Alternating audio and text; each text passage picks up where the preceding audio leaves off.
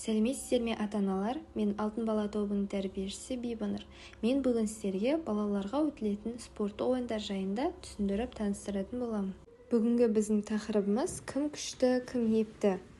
Мақсаты салауатты өмір салтын ұстануға баулу, спортқа деген қызығушылығын арттыру. Міндеті әртүрлі спорттық ойын түрлерімен танысу, тәсілдерін меңгеру, балалардың икемділігі мен ептіліктерін, ергендік пен шапшаңдылық қабілеттерін дамыту. Түрі эстафеталық ойын, өтілетін орны спорт алаңы, көрнектілігі түрлі түсті шарлар, топтар, кедергілер, жалаушалар, конустар, ысқырық, уақыт өлшеуіш. Біз сайысты бастамас бұрын сайысымызға әділ баға беретін әділ қазылар алқасын тағайындаймыз.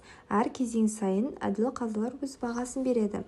Спорттық сайысымыз 5 балдық жүйемен бағаланады. Және де біз балаларды топтарға бөлеміз. Яғни бүгін бізде 2 топ, ол аққу тобы және гүлдер тобы. Әр топтың өзінің топтық ұрандары болады.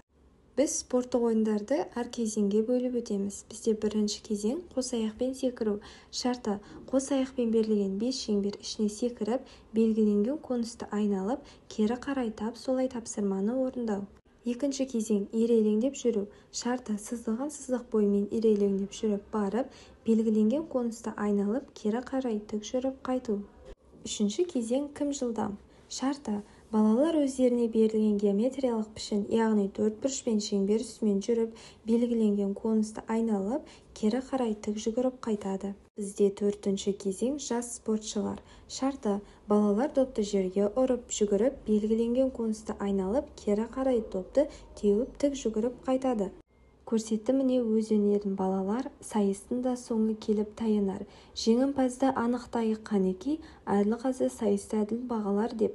Сайысымыздың шарттары бойынша қорытынды шығарып, жеңімпаздарымызды анықтап марапаттаймыз. Көңіл бөліп тыңдағандарыңызға рахмет, сау болыңыздар.